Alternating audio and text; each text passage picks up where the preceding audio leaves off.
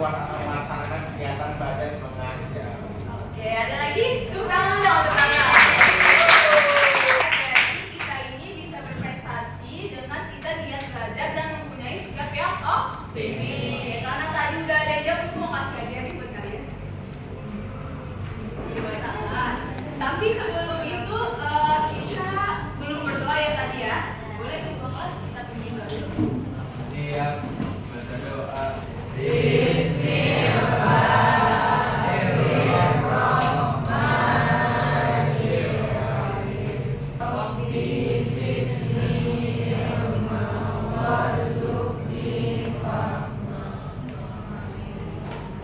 Supaya kita semakin semangat, Ibu akan membuat sebuah permainan. Ada yang mau bermain dulu? Mau. Jadi permainannya ini kalian berpasangan. Ada yang menangkap, ada yang ditangkap. Oke, kalian tentukan siapa yang akan menangkap, siapa yang akan ditangkap. Oke, nanti dengarkan aba-aba dari Ibu. Kalau menjauh, kalian artinya mendekat. Kalau mendekat, artinya kalian menjauh. Jadi kebalikannya ya. Oke, boleh berpasangan-pasangan. Oke, makanya kita mulai ya. Oke, konsentrasi. Konsentrasi. Dekat. Dekat. Jauh. Jauh. Jauh. Dekat. Dekat. Jauh. Jauh. Tangkap.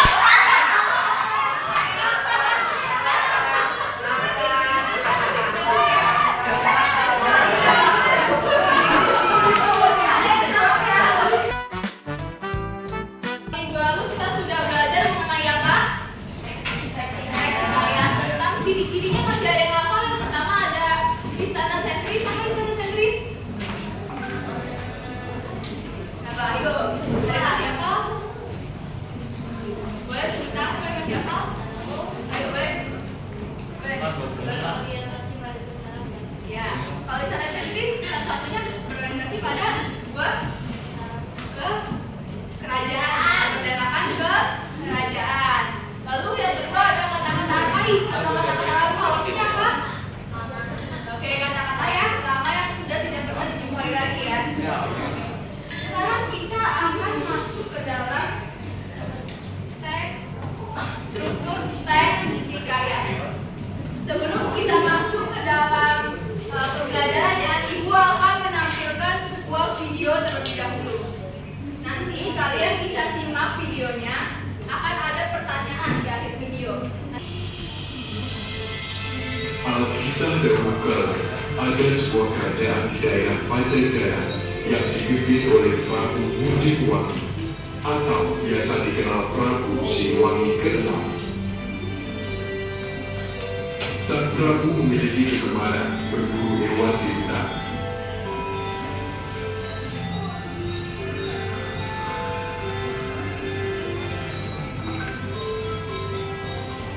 Kegiatan tersebut biasa dilakukan seorang diri dengan bersenjatakan busur dan anak panah tanpa pengawalan prajurit. Suatu hari saat sedang berburu, tanpa sadar sang Prabu telah masuk ke dalam hutan yang lebih jauh dan mengoperasikan menjadi dua peluang.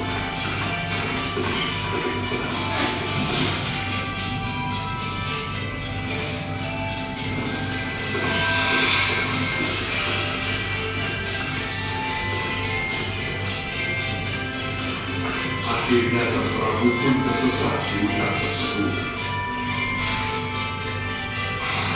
Ada sekali hutan ini, aku sama sekali tidak bisa menemukan jalan keluar.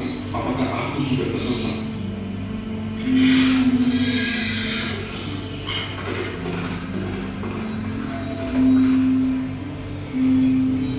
Prabu Siliwangi merasa putus asa dengan keadaannya.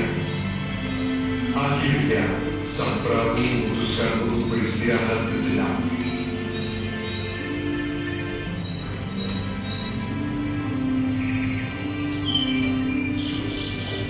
Dari kejauhan, terlihat samar sosok seorang wanita cantik dan jelita. Sang Prabu merasa lega, kemudian dia mendekat dan menyapa wanita tersebut.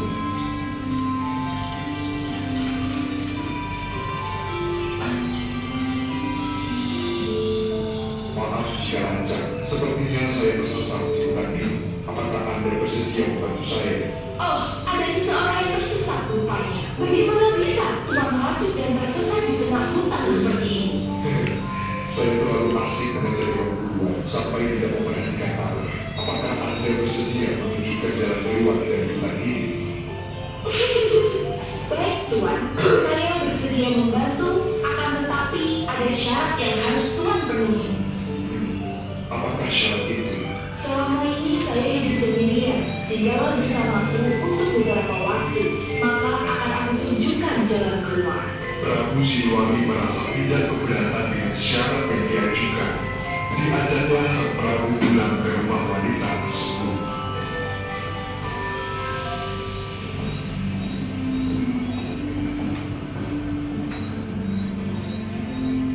Inikah tempat tinggalmu? Siapakah engkau itu sebenarnya?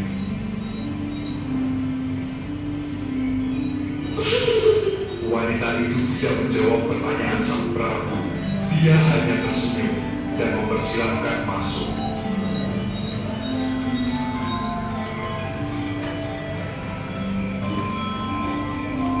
Berjalannya waktu, Prabu Siliwangi akhirnya jatuh cinta pada wanita itu dan memutuskan untuk menikahinya.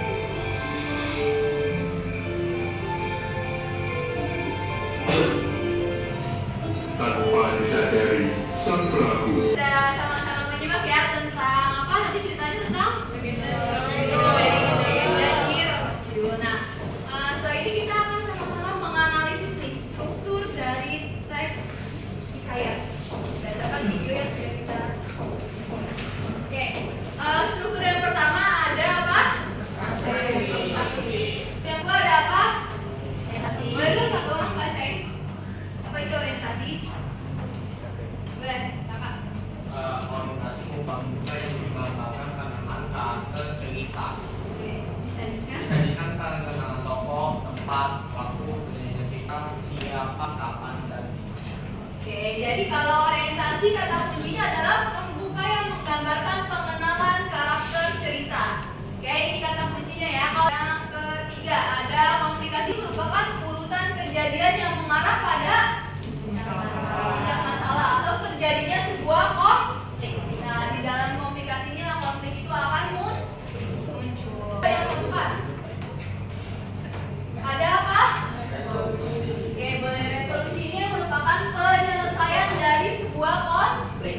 Jadi di resolusi inilah konfliknya mulai terselesaikan. Sekarang yang terakhir ada koda. Nah, koda ini merupakan sebuah amanat atau pesan yang ingin disampaikan kepada pembaca ya. Nah, di dalam koda ini bentuknya itu bisa tersirat dan juga bisa tersurat. Nah, kalau tersirat apa artinya? Ya, secara tidak langsung. Kalau tersurat secara langsung ada di dalam sebuah teks ya. Nah, kalau di dalam video amanatnya atau kodanya itu tersirat atau tersurat? Tersirat ya, karena nggak dijelaskan di dalam video atau teksnya. Oke. Boleh ada yang mau menyampaikan amanat yang bisa diambil dari kisah Kidul tadi? Boleh direkam. pesannya bahwa kita harus berbuat baik agar kita bisa menjadi pribadi yang disiplin. Oke. Lagi? Oke, lagi? Lagi? Siapa yang mau menyampaikan amanatnya? Tadi berdasarkan video yang sudah kita simak bareng-bareng. Boleh? Sabar menghadapi jawaban. Oke, harus sabar menghadapi ujian atau cobaan Tuhan berikan ya. Oke, ada lagi? Itu cukup? Oke, boleh kamu? Sabar sama yang terhasut oleh omongan orang lain karena omongan itu akan pasti kembali pada diri kita. Oke, jangan mudah terhasut dengan omongan orang lain ya. Ya, boleh tepuk tangan dulu dong untuk teman-teman. Oke, ya tadi ya. Itu tadi mengenai struktur dari teks hikayat. Sampai sini ada yang mau ditanyakan? Ada yang mau ditanyakan terlebih dahulu? Oke, tadi ada apa yang pertama? Orientasi. Orientasi.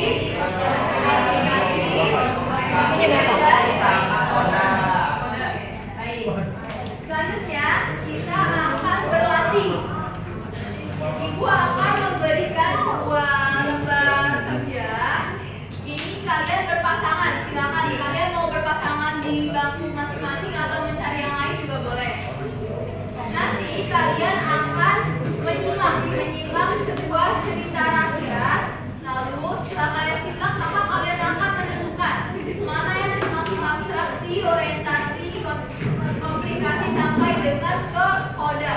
Oke, dapat pahami? Silakan. Boleh mulai dikerjakan ya. Selesai ujian langsung ajar. Boleh diikut ke belakang ya. Untuk waktu pengerjaan ini Ibu kasih waktu 20 menit ya dari sekarang ya. Berikan stick ini, tapi kita sambil bernyanyi. Dan nanti di akhir siapa yang setelah nyanyian itu habis dan tongkat ini berada di tangan mereka, maka dia yang harus maju dan mempresentasikan hasil pertemuannya. Oke, dapat dipahami? Oke, kita bisa nyanyi tentang balon buaya deh. Oke, mulai ya. 1, 2, 3. Balonku ada 5. Sambil nyanyi. Baru warnanya merah kuning merah biru, merah muda dan biru. Bagus balon bintang.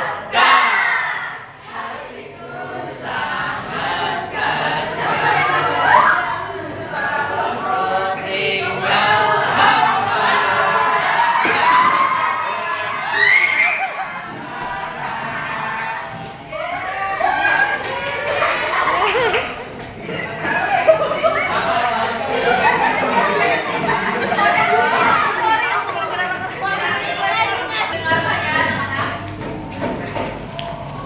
Oke, dari orientasi sama abstraksi ada nggak di itu?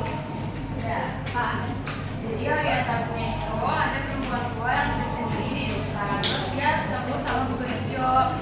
Itu yang jadi awal konflik hijau. Oke. Terus komunikasinya itu saat Timun Mas dewasa, buku hijau datang buat nanti janjinya. Timun Mas harus melarikan diri buat menyelamatkan diri. Oke, betul ada undangan buat siapa namanya? Kaisa sama? Oke, baik.